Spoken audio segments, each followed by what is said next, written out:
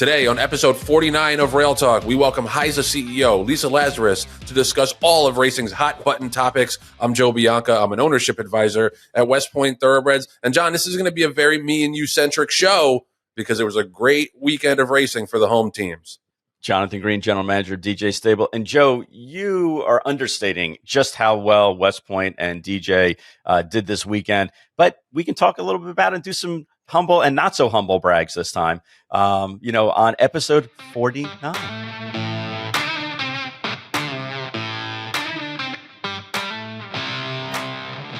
Rail Talk is sponsored by Facing Tipton. Facing Tipton's got the Mid-Atlantic June 2-year-olds in training sale next Tuesday, June 25th, of course, in Timonium, Maryland. You can check out the catalog online now. After that, we'll go to the July selected yearling sale, which is July 9th. You can check out the catalog for that as well, obviously at Newtown Paddocks in Lexington. Then the July Horses of Racing Age sale. Actually, that's going to be the day before the yearling sale, which will also be in Kentucky, July 8th. And then, of course, we'll all be up there for the star-studded selected yearling sale the first Sunday and Monday of August up at Saratoga. It's going to be a phenomenal night, as it always is. The buzz there is always there's nothing like it in all of sales. And if you haven't been, you should go. It's open to the public. You don't need tickets. You can just go grab a drink and step into the pavilion. They're selected yearlings for a reason. Facing Tipton only takes a certain amount of entries for that sale, and there's just every single top sire,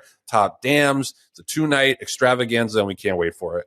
Joe, you're talking about the busiest time of year for Facing Tipton. They have select yearling sales, in the July in Kentucky. You mentioned the August. It's almost like Knights of the Stars equivalent for pedigrees and for physicals.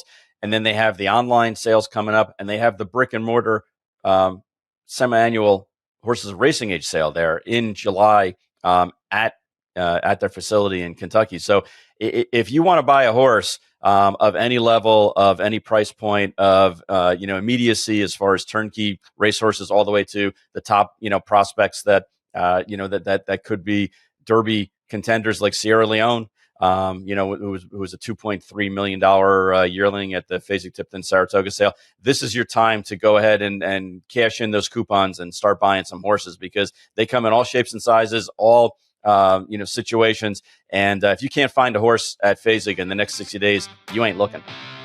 So we're so thrilled to bring this next guest back to the Rail Talk studio. She is the CEO of the Horse Racing Integrity and Safety Authority, Lisa Lazarus. Welcome back to Rail Talk. Great. Thank you so much. I'm thrilled to be here again. Great to have you. We always have awesome conversations. Sorry, I already interrupted you. I feel like you guys are starting to look more like each other all the time as the podcast goes on. It's a bit of a twinning thing going on here. That is quite a compliment to Joe. Yeah, exactly. No, people say that. People say that a lot. We're getting more and more like brothers. John, you're like the brother I never wanted. So exactly, right back at you, buddy. Okay. So let's jump into it. There's a lot to report on, a lot to discuss. We'll start with some good news. The quarterly report for the racing fatalities was released last week. We're down to 0.83 at the HISA tracks. Lisa, it's hard to make a correlation 1-to-1, especially with only 3 months of data. But just in your experience on the job, what are some of the things that you've seen that have helped lower that number? So I think there's a number of things. One is, I think there's a consciousness around, I think, equine welfare and safety that's really permeated the industry. There are all of our stakeholders, I think, for the most part, recognize the importance. And so there's sort of a collective effort and a collective focus. From the HISA standpoint, what's different kind of in the first quarter of 2024 is we're tracking everything in real time. We now have the data and the stats, and I have a dashboard on my computer where essentially I look every single day to see what the injuries look like, what the fatalities look like, if any. And if I see anything unusual, I immediately call in my team, depending on which track, what my concern might be. And I have them reach out and follow up immediately. So if there's something to address, we're on it ASAP. We've also gotten much further along in our accreditation. So I think that's been an issue, in that we're really engaging more with racetracks around, what they need to be doing to support the health and welfare initiatives. And so, there's certainly, I think, an impact of some of the rules. But it's not just that. And it's not just, I have to give a lot of credit to stakeholders in the industry, because I think horsemen are working really hard to comply. Veterinarians are like the soldiers on the ground, especially the regulatory veterinarians. So there's so many kind of positive factors happening, but I do think like HISA is the catalyst, you know what I mean? In terms of like bringing everyone around the concept and part of the mission. So Lisa, you've been in the job now for almost 2.5 years. It was February of 22, if I remember, when you first took on this. Exactly. Well done. This we do a little research. So what has been the biggest challenges that you've been surprised about, and your biggest accomplishments, you think, in the past 2 years? I'll sort of answer that from more an organizational and personal. Okay. So in terms of organizational, probably the biggest challenge has just been building it, finding the right people. I mean, when I started, I had like 2 people who were like consultants and like a blank piece of paper. And I had to even sit down and be like, where do I get a laptop? Where do I get my computer? Right. To be like, it was that fundamental. So The challenge, I think, is building an organization that can deliver on such an important and really complicated mission. And so I think organizationally, I'm most proud of the people. You've got Dr. Jennifer Durenberger leading, the safety and welfare piece. You've got Ann McGovern on racetrack safety, Mark Guilfoyle, dealing with the stewards and the racing commissions. I'm incredibly proud of HIWU. I think they have really professionalized the sport. So we built that entire engine, from nothing. Mm-hmm. So I think that basically the building blocks and creating the organization has been the thing I'm most proud of, because I'm most indebted to the people. On a personal level, I think it's been it's having, I was really surprised coming in thinking that, I was essentially going to be helping to run a sport from a sports governance standpoint, and I have, a fair amount of experience doing that. I didn't anticipate some of the just almost like mythical, like resistance, just some of that, just people who just so sort of philosophically oppose the concept. Right. That was a little bit surprising to me. And so I think on a personal level, what I feel good about is I think most people would tell you that even if they don't agree with me or they don't like something we've done, that they believe that I listen and that I'm reasonable and that my goal is to find the best outcome for the industry, even if you don't like the outcome that HISA reached. Right. So yeah, I think those are my answers sort of from an organizational and personal standpoint. So you talk about how, there was some pushback from various entities and individuals, one of which is the state of Louisiana.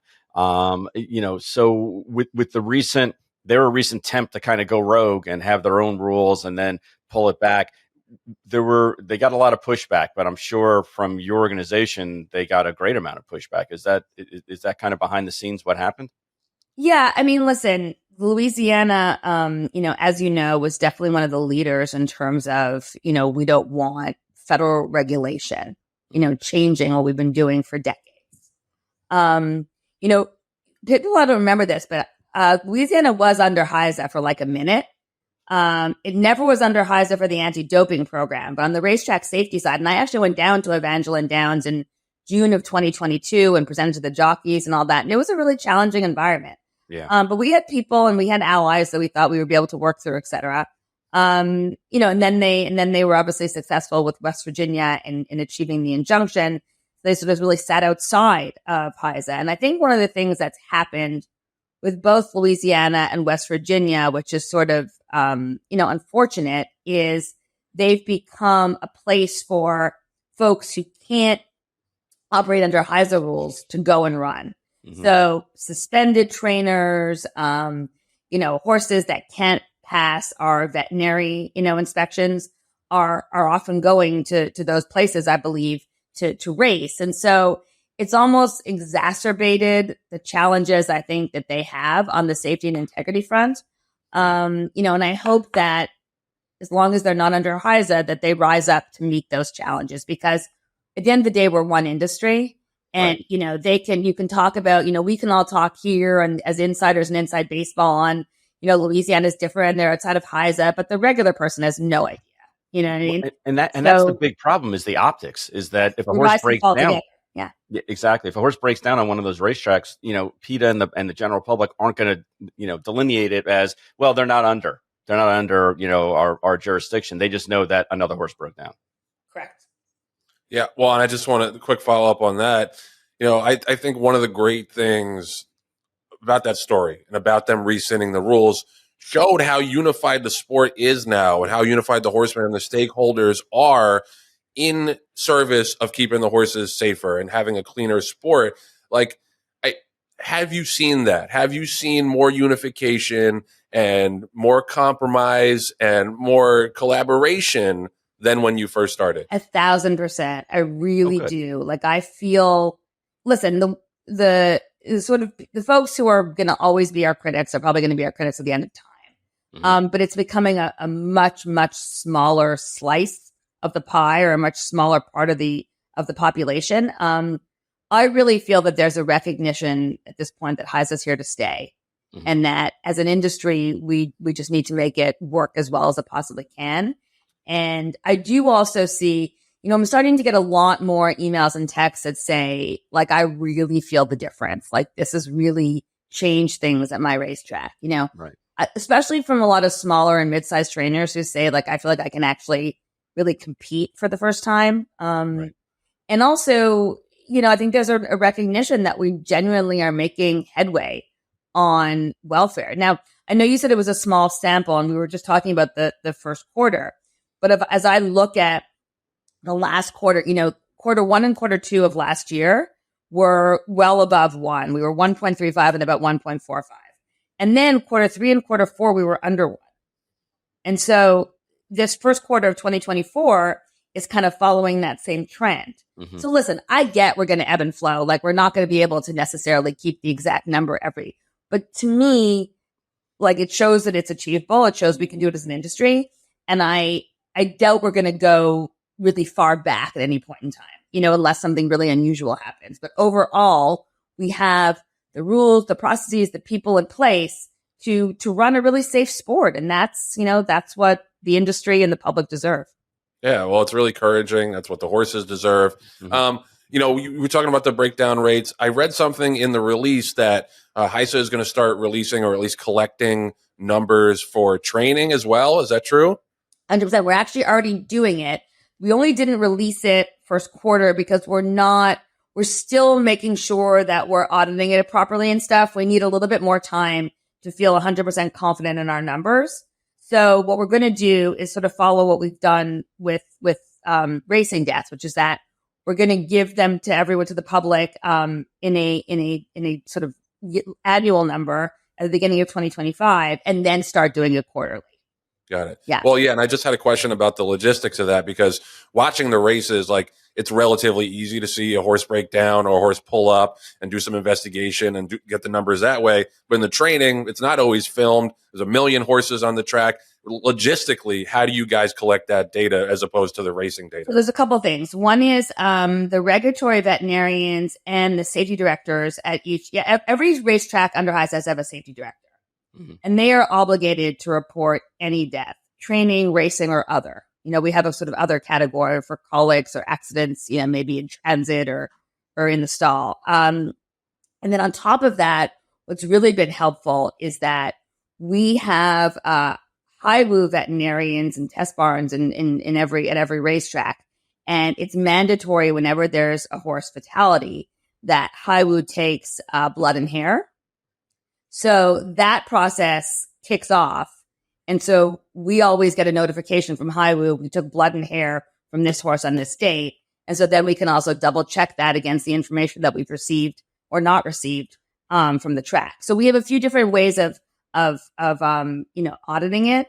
But that kind of relates back to why I was explaining that we're not going to give the numbers this year, is that we need to make sure that those processes are really foolproof.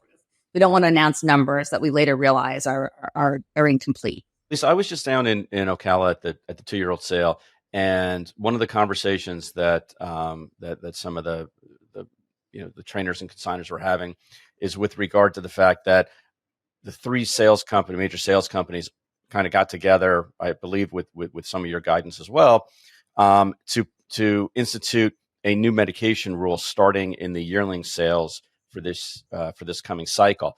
Now, right now, it's my understanding that those horses are not technically under HISA purview. Not the yearlings now. With the yearlings, right?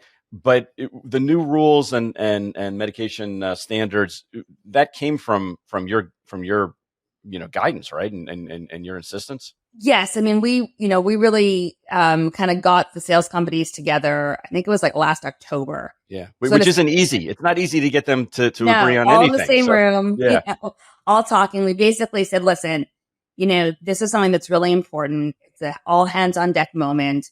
If we want to be confident that horses are safe and healthy, we need to start looking at this question at the very beginning of their lives, not just when they start their racing career. And so, we need your support. And ultimately, if you don't come on board and you don't kind of work with us, then you're likely to be regulated, and then you will have less of a say in what that structure looks like.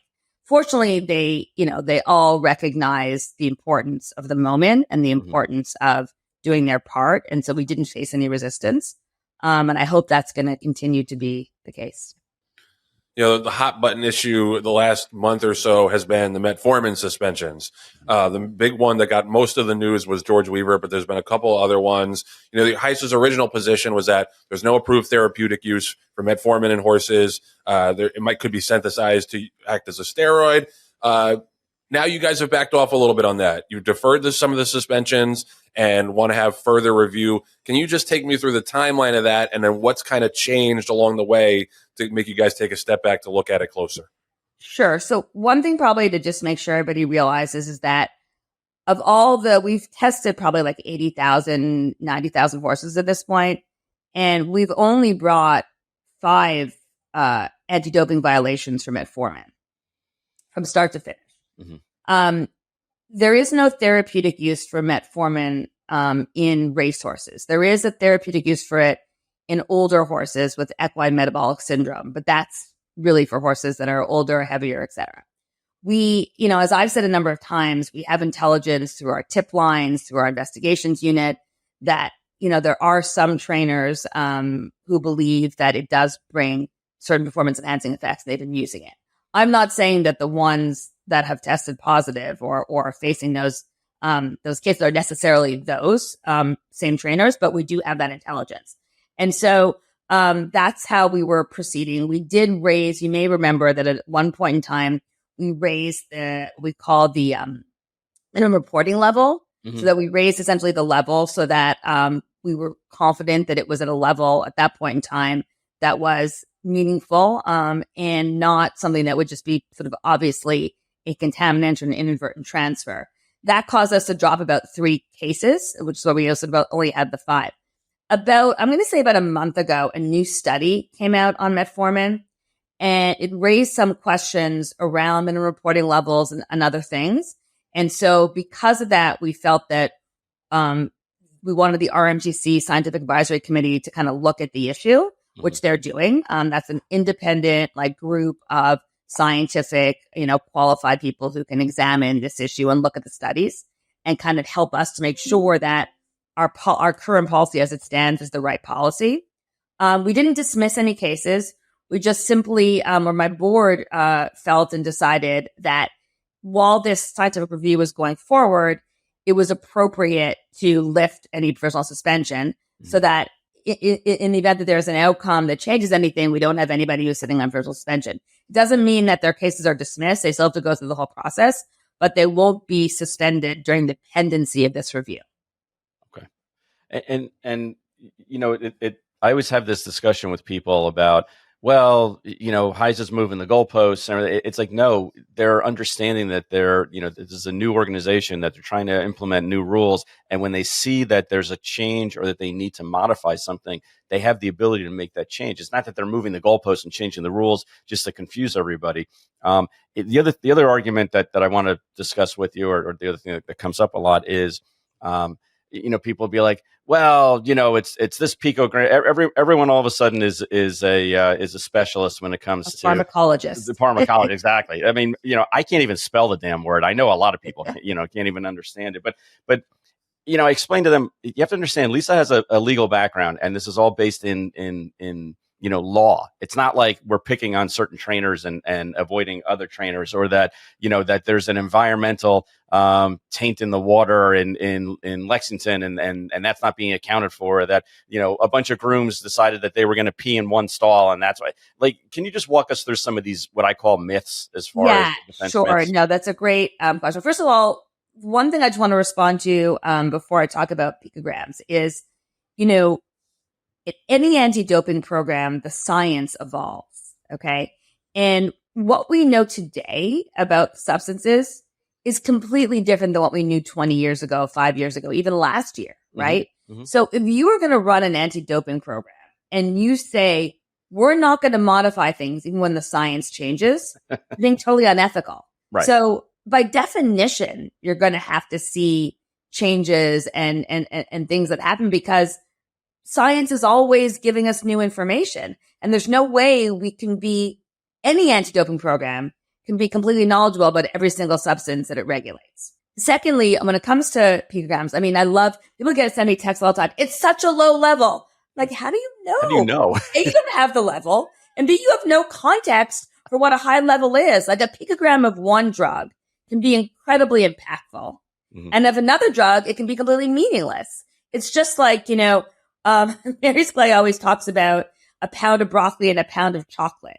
They're both a pound, but they're entirely different substances. Right. So the idea that we're regulating things that are completely minuscule and trace amounts is really untrue. And that's particularly untrue when it comes to substances that can be found in the environment or are routinely used, like medications or environmental contaminants.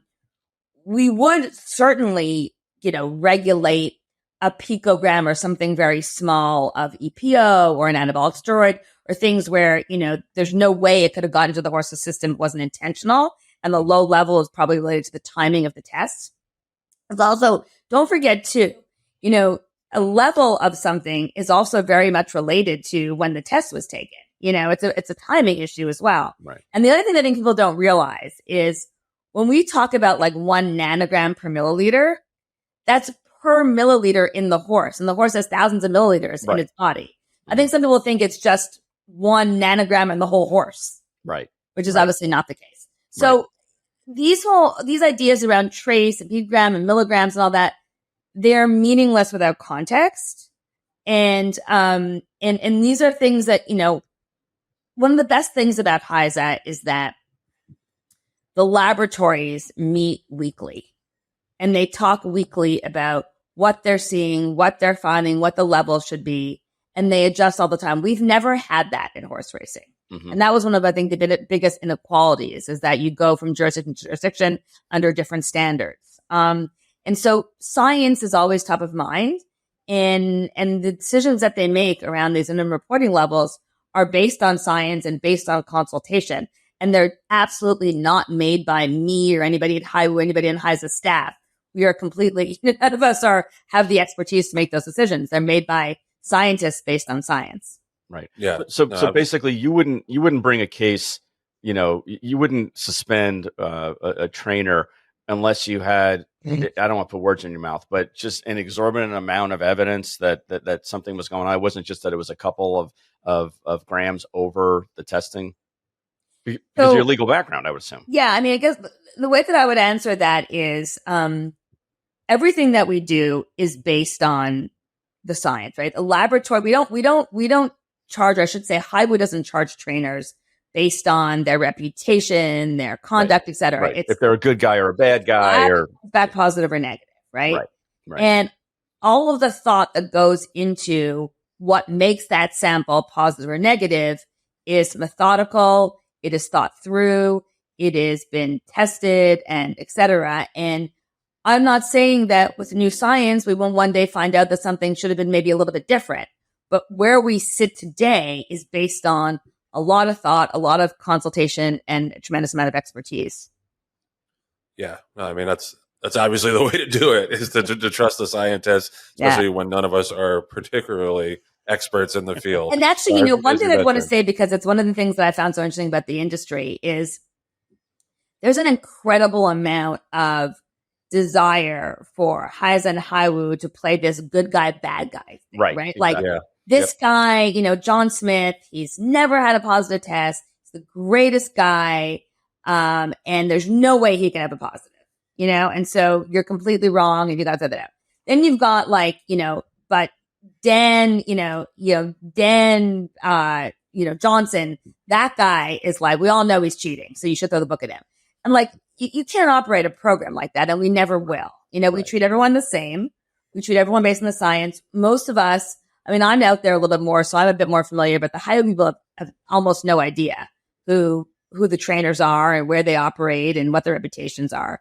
Right. It's based on the rules and based on, what the processes are. And I'm always surprised by, if you ask something that I'm really surprised by, you have trainer A will say to me, I can't believe, you're suspending trainer B.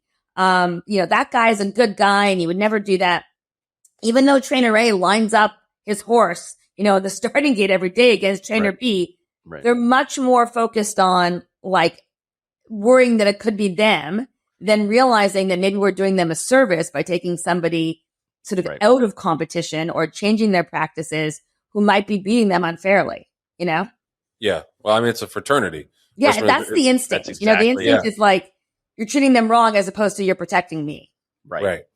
Yeah. Well, I do want to ask a quick follow-up on that, because I do think context is important. And I wonder how much, you say it's kind of like a blind thing where you're just focusing on the science, but I do think that the context of how many violations the trainer's had before, how many horses he's had breakdown, et cetera, does matter in terms of meting out, sanctions, because that's how the legal system works. No, obviously, it does. Maybe I should explain it a bit differently. Yeah. What I mean by is the actual charge itself, like the actual notification you've had a positive sample, is blind. Okay. Once you start going through the process, absolutely all those factors are taken into consideration. Certainly by an arbitrator, they'd be taken into consideration in a settlement discussion. By definition, we have, sanctions that obviously increase based on the number of times we've had a positive. So all of that is very much in consideration, but not, well, I guess what I was saying is I think there's a view or a sense that we should throw positives out before we even get them going. Right. They're kind of from a good guy, and we can't do that. You have the chance to explain yourself, you have the chance to bring evidence, show your good record, of course, but we can't just say we're not going to follow the process. Yep. Right. Yep. So Lisa, let's project 3, 5, 10 years down the road. You've been doing this, and at some stage, you're ready to hand the keys off to somebody else. What would you say to that incoming person at that point as hey, make sure you do blank before you turn the lights off? There's a couple things. One is, to me, one of the most important things is the professionalism. I view us as a customer service organization. We exist for the industry. Mm-hmm. And the one thing that all of my staff know is that it is completely unacceptable to not treat everybody with respect, to not answer everyone. Like, I really pride us on being incredibly responsive. We don't ignore emails. We don't, even the craziest things that we respond to, and to never lose sight of the fact that you can't feel entitled. It's a privilege to serve the industry, and you need to be incredibly responsive and aware and empathetic to things that are happening, within the industry. The other thing I want to throw in, because you didn't quite ask this question, but it's related and it's an important goal for me. Right. My goal is, in terms of what's a metric for success of HISA, is when no one's talking about safety and integrity anymore, when it's just a given. Yeah. Yeah. When no one's saying like, oh, this fatality, that injury, they're just talking about the amazing stories in horse racing, the horses, the trainers, the jockeys. Like, it's far in the background, but it's just accepted that it's there. Yeah. That to me will be when we've achieved the success. Because the regulator really shouldn't be front and center, right? They should be doing their job in the background and kind of creating this like protective envelope almost around the sport, but the sport can do what it does best, which is have these exciting moments and these great stories. Yeah. I mean, that's something we talked about last week when we were talking about the Triple Crown season and how safe it was. Ideally, that wouldn't be a story. It is a story now because of what happened last year at the Derby, but now it's a positive story. And ideally, we get to a point where we're not reporting. We don't feel compelled to report that no horses broke down on the track during the Triple Crown. Quick question about some news that broke yesterday. HISA has proposed several rule changes to the racetrack safety program that have been approved by the Federal Trade Commission, will go into effect on Monday, July 8th. Main thing for like top line headline, the stand down time for fetlock corticosteroid injections will go from 14 days before working, and we'll go to 14 days before working and 30 days before racing. That's double the previous rules. Can you talk about why that was important? Yeah. So, the rules for the most part kind of cleaned up and fixed things that we realized weren't working, or oversights. There's a lot of stuff around the voided claim rule that we had to kind of fix and improve.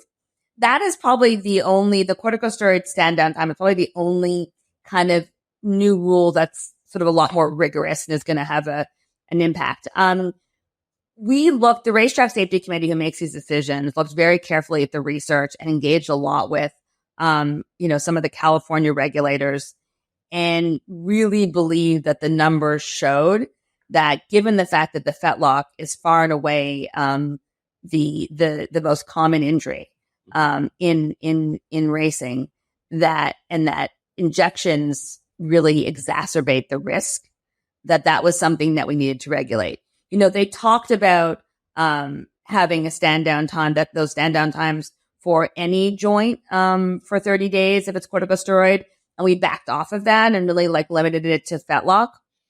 I spoke to a lot of trainers in this process. It's not ultimately, these are not my decisions, but I still obviously like to be really, really educated about it. And most who I trust told me that they're unlikely to run a horse back in 30 days if they have an injection in their fetlock. You do hear a lot of people who say to you, you're just going to create a situation where the cheaters are just going to still cheat and do it anyways. They're going to say they're injecting knees, but they're going to inject fetlocks, et cetera. We hear those types of arguments a lot, and you can't really build a regulatory system around that, the way that people are not going to follow it. You've got to find ways to regulate it. You've got to find ways to enforce it. And you've got to, I think, lead with what you think the rules and the policies should be. So I know that's going to be an adjustment for some people. But obviously the Racetrack Safety Committee really believes, and I think the evidence is there, that it has a meaningful impact on welfare, and that we've got to be really sort of brutal in how we protect our horses and how we protect our injury rates, because that's, as we all know, ultimately an existential risk to horse racing. Yep. Lisa, last question from me, and thank you again for all your time. I know you're super busy. Let's talk a little bit about the investigative arm of HISA. Is it doing everything that you hope it can? Is it need to be changed over the next window? In order to be able to kind of catch some of the or add evidence to some of the testing that's going on. We don't talk much about the investigative portion of it. Just give the audience a little bit of insight as to what you're seeing on that side of HISA. Sure. So the investigative arm is run by Sean Richards, the former FBI agent, and I have tremendous amount of confidence and trust in him. The one thing I think people have to realize is that the testing program is really immediate, right? We test horses, we get positives. Some people joke that the testing program is more of an IQ test because, you're going to have to anticipate that you're going to be tested at some point, right? The investigations have the opportunity to be a lot more impactful in terms of regulating the sport, but they also take time. You've got to build them. And if you look at, the New York investigations that Sean Richards led ultimately to the prosecutions, those were over multiple years, Right. So there's a lot of things that are happening in the background. There's a lot of evidence collection. There's a lot of, if you're talking about people that we really don't want in the sport and that have been a detriment to the sport, they've been in it for a long time and they're, pretty careful and pretty crafty. And so we've got to build cases and evidence and also make sure that, we're being fair in terms of, when we bring a case against someone that we have really reliable evidence. So I am really happy with the work they're doing, but a lot of it is very much behind the scenes and has not yet, Right. come to light. But I do think that in the next year or so, you'll start to see some of the benefits of those investigations. Because part of the intro, saying to Joe, part of the intro of being added to these new boards that Joe and I have been, is that there's kind of a hazing window. So we have to dress up as a two-person horse costume, but you guys have to tell us what barn to go into. That's part of all the investigative undercover work, right? 100%. Or no comment. We're going to, I forgot to tell you one of the things that the Horse Advisory Group and the Next Gen Group does is we actually give you each at least like 1 or 2 barn searches a year. So, I hope you're getting ready for that. We get our magnifying glasses out and everything. And the thing you should know is that when you conduct a barn search, people are usually very, very excited to have you there. Right. Like they're going to start serving you cookies and milk. I'm sure. Yeah. Totally. Yeah. I'm sure we'll be the most popular people on the backstretch. Exactly.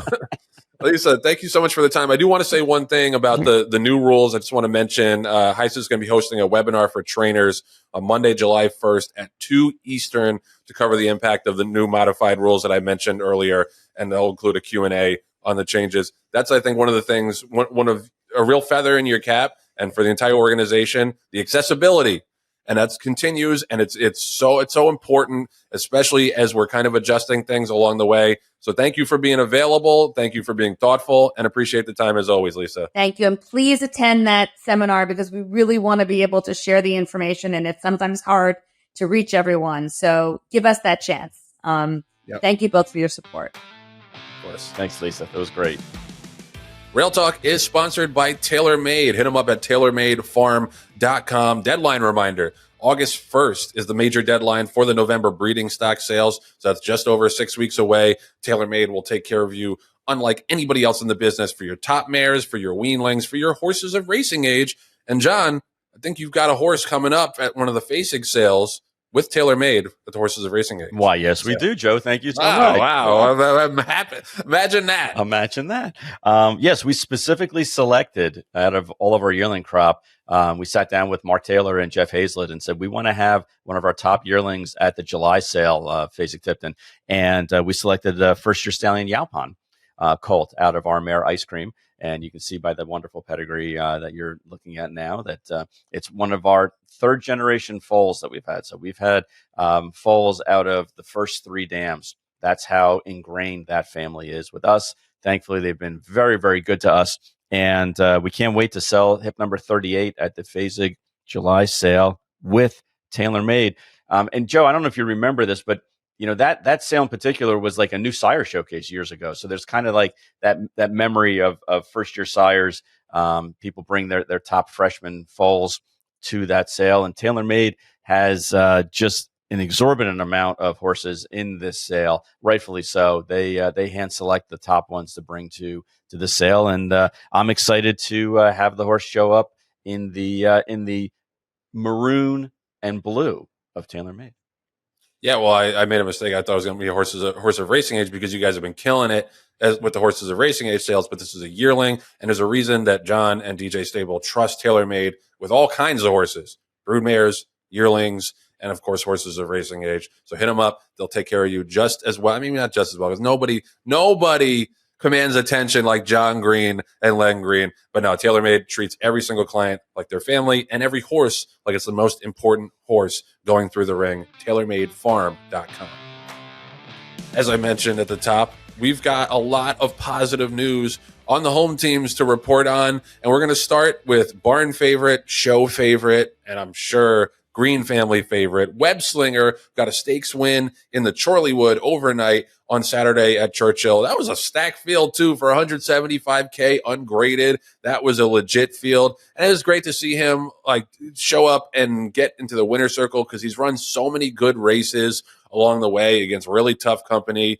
It's just great to see him have his day or his night, as it were, in the sun or in the lights? In the moon, The the light. light, yeah. Yeah. All right. But Yeah. he What was he it like, he John? he definitely earned it. Now, Joe, thank you so much for bringing it up.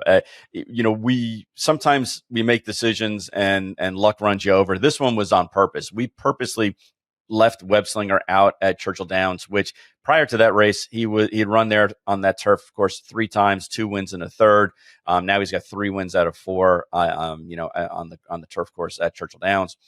And we purposely left him there, because we thought that it'd be good to keep him in a home spot for a while. He'd been bouncing around from California to Florida to Louisiana, back to bluegrass country. And we just wanted to give him a home base for a little bit. But the other was that, we wanted to avoid some of the top horses that were running in the Manhattan. And Joe, I got to tell you, there weren't that many easy horses in the Chorleywood, even though it was a listed stake. Now, the good news is that now this race is now eligible to be upgraded to be a graded stake race, which, because it was in Kentucky, of course, we know it will be next year. But I will take full credit for Webby winning it and bringing it up to a graded stakes level. It was really exciting to watch him run. First time Jose Ortiz rode him. First time going 1 mile and 3/8. And basically, we're now using this as a stepping stone for the United Nations here at Monmouth Park on Haskell Day. And then hopefully the Sword Dancer, and then who knows after that. But he certainly has earned his spot. That was his 17th start, 13 in the top 3. He's made $1.4 million. He was a $50,000 purchase. So for those, and we go crazy sometimes at sales and buy horses for too much money. But it just goes to show you that you can get a good horse at any price point. You just have to be diligent, have to be, work really hard. And Kim Valerio, who shortlists for us, did a phenomenal job finding him. Joe, what I always bring up with this horse is that he was there for the taking for the entire industry. He was not in 1, 2. He was in 4 different sales. 4 different sales before we ended up buying him. And he was R&A'd, I think, in 2 out of the 4. So he was right there for everyone in the industry, including us. Shame on us for missing him the first 3 times that we watched him, as a young horse. But it was great. It's great to see. Now the horse, again, it was a listed stake, but the horse has 6 points towards the Breeders' Cup races. And I'm hoping that between the United Nations and hopefully the Grade 1 Sword Dancer, that he'll earn some more points. But, just as we talked about when Ohana ran such a huge race at Saratoga, that is a stacked group. And a lot of the Euros haven't even come to town yet.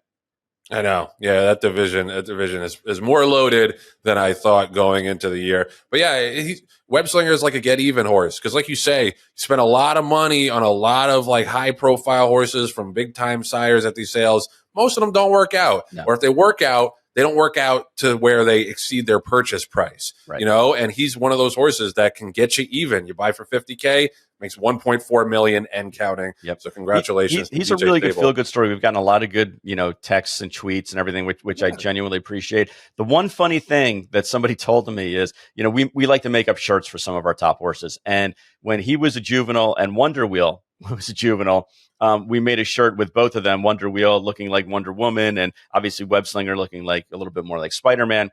And somebody said to me, who would have thought that Webslinger would have had a better career than Wonder Wheel on that T-shirt? And I laughed because I was like, well, Wonder Wheel was a champion. But yeah. Webslinger. What? He's longevity wise, he 100% has had that kind of career. Yep. Yeah, I mean that's it. And he would have won or placed in more grade 1s than she did, and graded stake races. But he's the kind of horse that is a feel good horse. I hope, I've already spoken to Mark Cassey about him, and we've agreed that once his racing career is over, he will always have a place to live, at Mark Cassey's farm. And he's just like a fun horse to be around. Like, he's a no nonsense. He's like the cool kid. He's like the Joe Bianca of our racing stable. He's like, could care less about anybody else, likes to, be on his own and perform well. It does interact well with others, but for the most part, he knows that he's too cool for school, and that he can be on his own. It's always like a backhanded compliment when you compare people or horses to me. But this one I'll take. I would take it as a compliment. Yeah, no, I'll take it. Webslinger. I mean, he's just such a likable horse. Even if I didn't know you guys, I would be a fan of him just because of the way he runs. I mean, because he can compete at a top level. He's going to show up every time with a top effort. So it's the peace of mind in having a real racehorse like him has got to be. It's immeasurable. for a 50K buy. Like that's what it's all about for the greens and for the industry. I'm all choked up. I don't know what You're verklempt. You getting verklempt? Yes, my Talk Italian amongst friend. yourselves. Talk amongst yourselves. A chickpea is neither a chick nor a pea. Talk amongst yourself. Oh man, but yeah, that was terrific. We're happy for you guys, and I still have that shirt. I still rock it. It's one of my nighttime shirts, Aww. and it's so comfortable and so comforting, as I'm sure it is. To have. Is it like a warm hug? Yeah, it is. It's my proxy hug for you because we hardly ever see each other in person. Anyway, as we get a little bromantic here, so many ways to go with that one. All right, next topic. So West Point had some big results too over the weekend.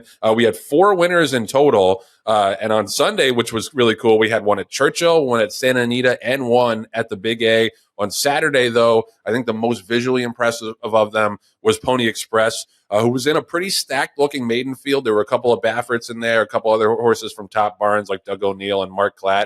And Pony Express went out to the front and just widened, won by 9 lengths, really crushed that field. And he's a horse that we've had some high hopes for. This was his 3rd start. So he was about to start last summer at Del Mar. He was like 4-5 first time out, and he got scratched at the gate.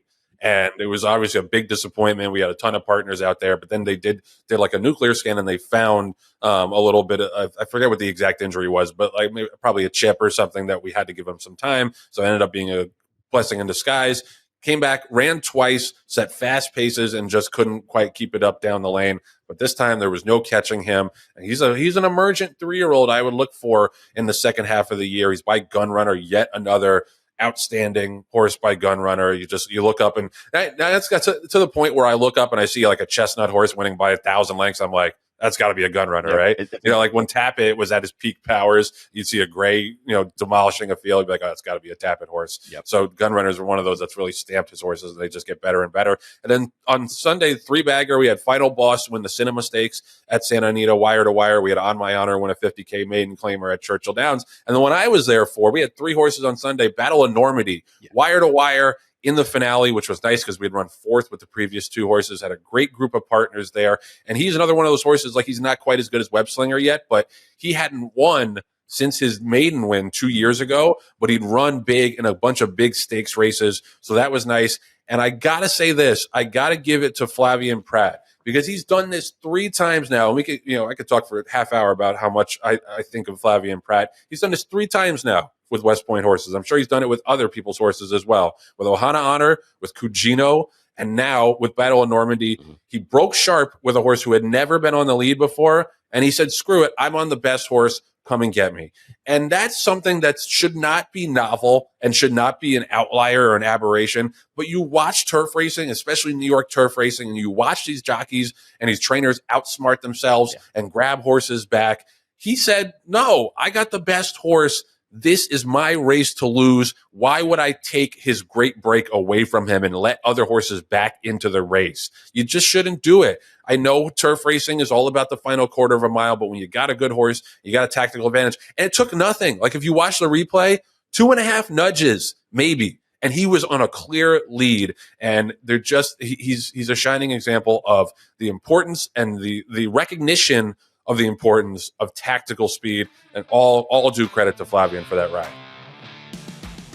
Rail Talk is sponsored by the Green Group, the number 1 accounting firm in the horse business. There's one reason they're number 1. No other CPA firm knows the horse industry like they do. Len and DJ Stable have over 200 horses, won over 2,500 races, close to 1,000 clients in the horse business. And you know it by now. There's a complimentary offer for Rail Talk listeners. Hit them up for a confidential half-hour consultation. Len guarantees you'll get value. Call them up at what's that number, Michael? 732-634-5100. Green Group. Yes, sir. And if that jingle doesn't stick it in your head, I don't know what will. You can also go to greenco.com. But don't take it from me. Take it from another satisfied customer, our buddy, Aaron Yagoda.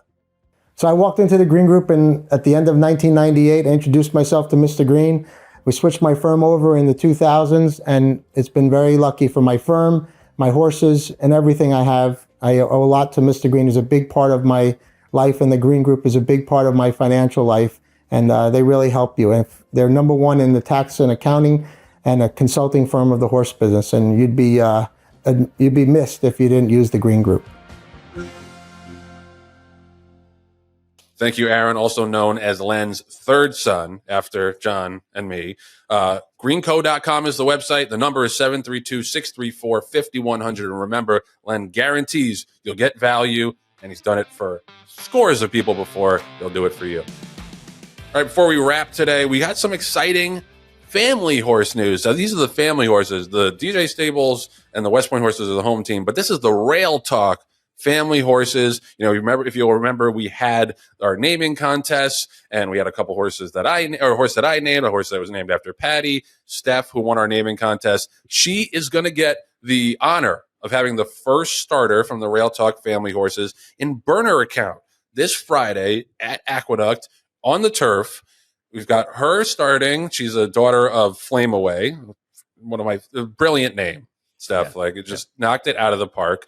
And then we've got Mean to Me, who was named after our producer Patty Wolf, who just popped back up on the screen like a ghost. On Sunday, John, tell us a little bit about, before we jump to Patty, tell us a little bit about what you're expecting from Burner Account and Mean to Me. Well, the exciting thing about Burner Account is that he's eligible for numerous races. I mean, he was eligible for the auction maiden. He's eligible for, he's a Minnesota. He's a boy? God damn it. You're going to have corrections corner on me this time. Sorry, I thought it was a filly. Go ahead. Oh, wait. Maybe you could be right. Let me see. Jesus Christ. Talk about neglectful horse parents here. No, it's a filly. I was right. Yeah, right. I was, okay. Thank you. What did I say, him? Yep. Oh, all right. Anyway, continue. All right, yeah. Tell me all a bit. Tell me more about your hands-on intel on this horse whose sex you can't remember. Well, I remembered that it was a $15,000 purchase, and I remembered that she is also a Minnesota bred. So we had lots of options as far as where to go, but we really wanted to try her as long as possible on the turf. And that race came up in New York. We put her in. There's no high-priced, high-ticket horses in there really, and based on the breezes, it didn't look like there was anything that is a standout. So I think the Burner Account has a puncher's chance of hitting the board, and Mark Casse does not crank horses up first time out, so it's going to be all based on her at like 75%. But I'm very excited about that one, and then Mean to Me. Actually, Joe is a little bit on the other side of the spectrum, because I explained to Cassie, I was like, look, you don't understand. If this horse doesn't run well first time out, there's a lot of things that can happen. There's a domino effect that you don't want any part of. And you better crank the crap out of this filly to make sure that she is ready and willing and able to hit the board on her debut. So that is Mean to Me, who will be making her career debut on the 23rd. And one other piece of personal note is that our illustrious colleague, Patty Wolf, is going to have knee surgery on Friday. So she is going to be able to watch all these races, because she's not moving anywhere out of harm's, the radius of her resting area. So these horses better do well, because, a mad Patty is one thing. A mad Patty on painkillers is something we don't want to see. I don't even know why I'm on here, except to say you're pronouncing it wrong. Mean to Me. And the genesis of the name was John's always mean to me. So I would point it out gently by saying, Mean to Me. And he went behind my back and named a horse that way. So, at least I went behind your back. Yes, I actually have a text that says, Patty, is it okay if I name a horse Mean to Me? And you gave me like 15 hearts. Like, oh, that's so sweet. Okay. All right. Yeah. He's not making that up. So that's bullshit. Not making it up. It's true. Yeah. But she was on painkillers at that time as well. Sure. But I was happy. I'm happy painkiller Patty. Mean to Me. No, it's not Mean to Me. It's Mean to Me. Mean to Me. It's like a song. Like Mean to Me. Like, Mom. Yep. He's being mean to me. This is a little preview of a little peek inside the Rail Talk group chat. Yes, this is constant shit flinging and ball busting, but we love it. And Patty, you will be able to watch the race. Oh, absolutely. Nice. Yeah, totally. Yeah, but that being said, Joe, she's not going to be able to pass the after race test, the post race test. Because of all the medications that she's going to be on. Oh man, I can't wait. I can't wait for Hopped Up Patty to be texting the group watching that race. That's going to be appointment viewing, my friend. How can we get her to turn on her camera on like Right. Saturday? Is there? You I know. think there's any way that we can trick her into? So she can FaceTime us. Yeah, as I say, or just get the kids to take video. They'll do it. Okay. Yep. Okay. Let's do it. Patty, is there All right. anything that you want to say to us in case, for some reason they like do the wrong knee and they have to go back in or something like that? Or in case I don't make it, go ahead and Well, say I it. wasn't going to say that. That's I would like- never that's wish where you were that. headed, Go ahead and John. say it. Yeah, just if I don't make it, this has been a joy, and I love you guys, and so I'll go out, to the heavens, because that's where I'm headed. Let's face it. After this, by saying this was a lot of fun, and Wow. and that I do love you guys as much as I might say otherwise. Oh, Well, that's how could we be mean to her after that? yeah. Although we do have Julia waiting in the wings in case Patty doesn't make it. So You guys you and I are covered. Without me, you Yeah, guys, we'll get show 50. It'll be seamless. you will not. I will not be missed. I will not be missed. No, stop it. Well, best of luck with your surgery. We'll be thinking about you. And let's go burner account and mean to me. Let's start a rockin' summer for the Rail Talk family horses. All right, so that's going to do it for episode 49 of Rail Talk, one away from number 50. And we're going to have a blowout extravaganza of a show for episode 50 next week. Got a lot of surprises, surprise guests, surprise games. Oh, it's going to be great. But this was a fun one as well. Thank you to Lisa Lazarus for stopping by and having a thoughtful conversation with us. As always, if you are a horse person, go on that webinar July 1st at 2 Eastern to go over the new rules. There'll be a Q&A and everything. Definitely a public service for the industry. Thank you to Jon Green. Thank you to our producer, Patty Wolf. Our associate producers, Julia Agresta, Nathan Wilkinson, and Brad Gerke. And thank you to you, the viewers and the listeners, for tuning in. We'll see you back here next week for episode 50 of Rail Talk.